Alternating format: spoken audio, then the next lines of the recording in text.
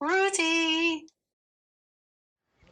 So today I'm at Stoney Cove. This is the Leicestershire's premier, in fact the country's premier scuba diving instructing place, and it used to be Stoney Stanton quarries for granite. There's two quarries here. There's Lanes Hill and there's Top Quarry, both behind me now filled with water. Opened in the 1880s.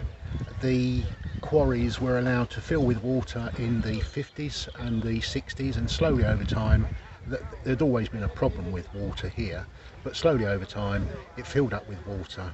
And in the 60s, when the demand for oil became popular and the need for diving, proper diving instructor was needed, this place became very popular and is now recognised as one of the premier scuba instructing places in the country. But over here to where the car park is, there used to be a great big long siding that came down from the South Leicestershire line and then connected with another further line that went into the quarry. Wagons were loaded onto a tramway at the top of the quarry and sent to the main line almost 2 miles away, past a set yard outside St Michael's Church and north to the main line just east of the current M69. So let's have a look at what remains here. In this area, wagons were prepared to be hauled uphill to meet the set yard and an incline into the quarries for raw material diverged. This is the area where divers currently enter the water after receiving their briefings. The tramway proceeds northwards through a cutting where sleepers are still present beneath the tarmac of the diving centre, heading under the road bridge carrying Sapcote Road. The line continues from under the road toward the village through a wooded area. At the end of the wood there is an arboretum and the line passes into a tunnel which has long been filled in under Carey Hill Road. Carey Hill Quarry has been filled in but is still fenced off. The line passes its edge and under a bridge on the new road outside St Michael's Church. It then passes under the road Knock Verges and continues out of the village toward the main line. I found this piece of track in the woods along the route. Whilst the path of the tramway was clear, only this and the bridges remain. What is currently known as the Leicester to Birmingham Railway once had stations at Blaby and Croft running on the east-west corridor, as well as stations at Elmsthorpe and Wigston Glenparva, all of which have ceased to be. What little remains of them are ghosts beside the track as trains continue to pass by.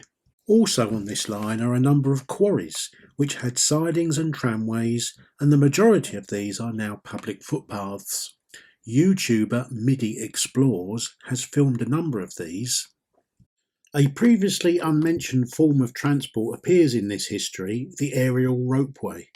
Tom Scott has an interesting video about the Forterra brickworks in Lancashire, the last remaining UK aerial ropeway, which is well worth watching.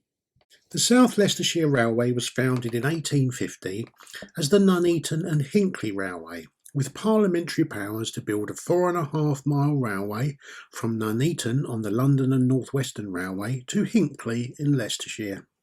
In the 1851 census, Hinckley's population was 6,448, a similar size to Peterborough or Stamford, which already had railway stations. Steam power had reached the factories in 1853. Nuneaton then was mostly producing handmade ribbons and Hinckley stockings. In 1860, an act was passed to extend to Wigston, months after the first dig for the first section was underway. With connections to Coventry, London and Leicester, within 20 years Nuneaton expanded into a multi-industry town including hats, beer, bricks and engineering. So let's just lay some map basics before the railways arrive. The Soar rises in Monks Kirby, Warwickshire and joins the Soar Brook in Sharnford. We're in southwest Leicestershire. Here's a scale for you. In 1840, the Midland Counties Railway connected Trent Junction to Rugby via Leicester. There was a 6-week delay in opening the southern section due to heavy rains. Then came Wigston's first station, followed by Broughton Astley and on toward Rugby. By 1842, Countersthorpe has opened.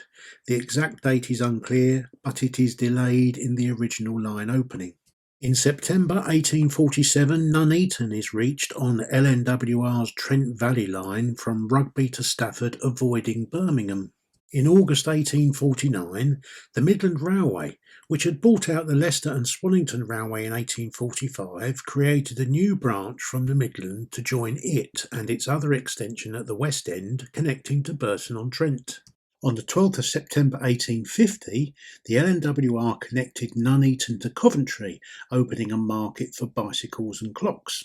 In May 1857, the Midland opened its new line to Hitchin via Market Harborough and opened a second station called Wigston. With intent to extend, the Nuneaton and Hinckley renames itself the South Leicestershire Railway on the 14th of June 1860, with royal assent to continue toward Leicester, only moments after commencing track build toward Hinckley. Hinckley opens on single track line on the 1st of January 1862. Construction to Leicester continues. In January 1863, Enderby Quarry opens and connects to the as yet unopened railway, probably providing ballast for the track.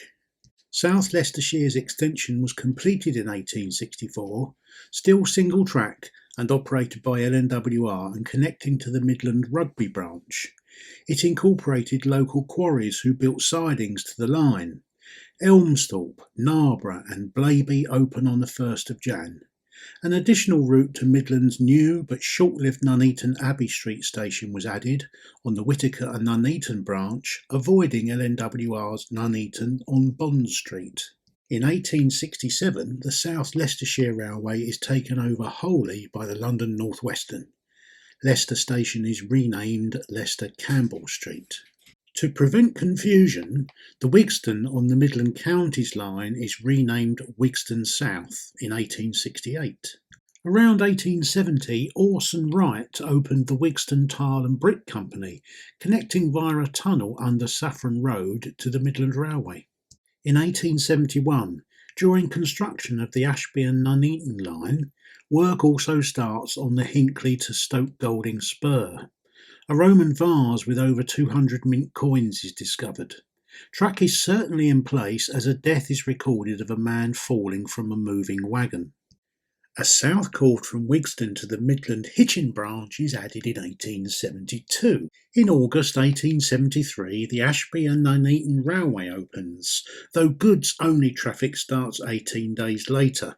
Stations open in September at Higham on the Hill, Stoke Golding, Shenton and Market Bosworth. It splits at the following station of Shackerstone into 2 branches. This will be the subject of the next video. Later the same month, the Hinckley to Stoke Golding branch fails to meet compliance with the Railway Inspectorate for the inability to resolve issues relating to spikes and switches. Repeat visits do not resolve the problem. To accommodate the new Ashby and Nuneaton joint railway junction, Nuneaton Midland is moved in September and Weddington Junction is created. In October, a Leicester to Coventry spur is added but never used. It is later turned into a siding. In early 1874, Stoney Stanton Quarry connects to the line, although it has been operating for a number of years with its own tramway. In November, Welford Road opens, also known as Cattle Market or Knighton Road, as an LNWR station on the Midland Railway. Located on the northbound, it is set down only and opens solely on Saturdays and Wednesdays. Farmers after market would walk back to Leicester via several hostelries, and after 1904 they'd use the trams. In December 1877, Croft Station opens and Croft Quarry connects to the line, though it had been in operation since 1868. Stoney had its own track, predating the railway from the quarry to St Michael's Church, and Barrow Hill was opened before 1881. In 1878, at Stoney Stanton, Lanes Hill Quarry opens and Clint Hill opens the following year. Glenparva Barracks opens as Wigston Barracks in 1882, but only for military movements, opening to the public in April 1884 as Glenparva. Orson Wright's Wigston Junction brick and tile works connected to the LNWR via Glenparva's sidings in 1886, and in 1887 Glenparva adds Wigston to its name. In 1888, the unopened Hinckley to Stoke Golding branch is stripped of assets, including sleepers being sold as firewood. Leicester Campbell Street is renamed Leicester London Road in June 1892. In March 1899, as part of the opening of the Great Central Railway London extension, Whetstone and Ashby Magna open. In 1900, Huncote Quarry connects to the line. It had been operating since 1797. Neighbouring quarry, Red Hill, had no access to the line nor their own processing plant, so they used Huncote's rock crusher and sent their material via a 700-yard (640 metre) aerial ropeway with netting protecting loose rocks from hitting the track. Red Hill opened the same year. Barrow Hill Quarry connects to the line in March 1901.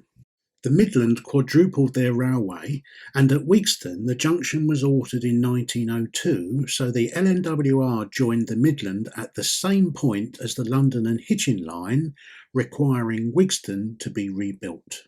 Warren Quarry opens in August 1908 and joins the Enderby sidings. In 1914, the Stoke Golding branch is officially abandoned. In the early hours of the 12th of July, Blaby is burnt down by suffragettes Ellen Sheriff and Elizabeth Frisbee, along with experienced arsonist Kitty Marion, armed with wood shavings dipped in creosol. With the Great War in progress, Whetstone Curve with Blaby and Whetstone Junctions opens with intent to supply soldiers to the south coast from Wigston Barracks. In 1917, Red Hill Quarry closes. In 1918, Welford Road Cattle Market Station closed, though the sidings continued until the 1960s and the market itself lasted until 1988.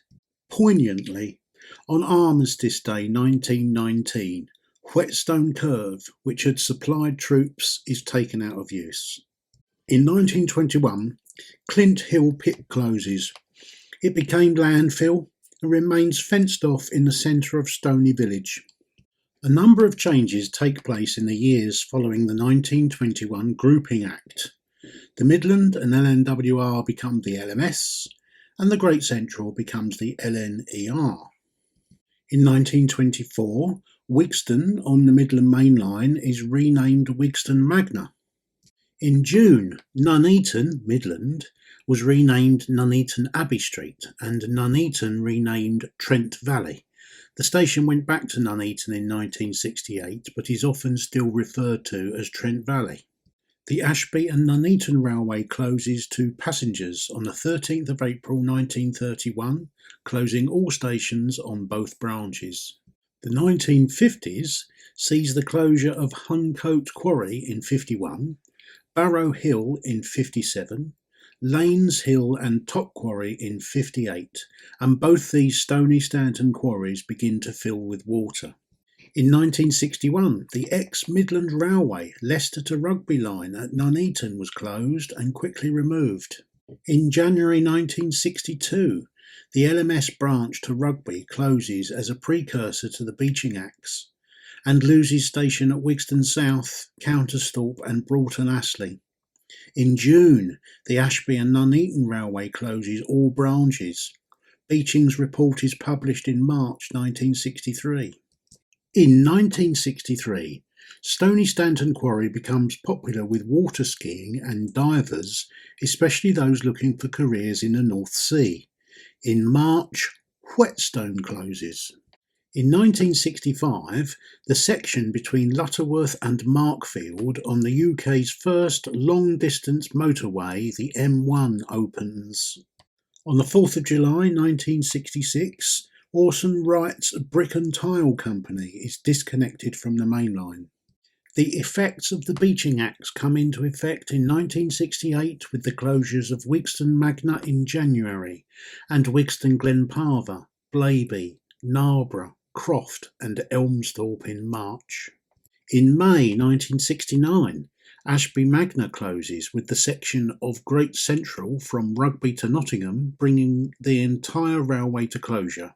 On the same day, the Midland station reverts to its original name of Leicester. After pressure from local people and the council, Narborough reopens in January 1970, barely 2 years after closure. Pre-Covid passengers number 400,000 annually.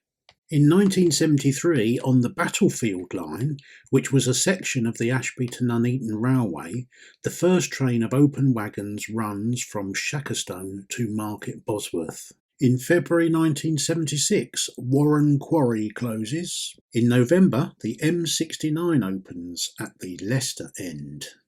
Enderby Quarry closes in 1981. South Wigston, a new station 300 yards east of the old Glenparva, opens in May 1986. Shenton Station on the Battlefield line reopens in 1992 after a campaign since the mid-80s. In March 2011, Market Bosworth, which had closed due to vandalism, reopens for the third time. Croft's granite sidings ceased production in 2017, but the track remains attached to the line in 2022. This brings us up to date with the railways of 2022. Thanks for watching. I'll be back next time with the Ashby and Nuneaton Joint Railway.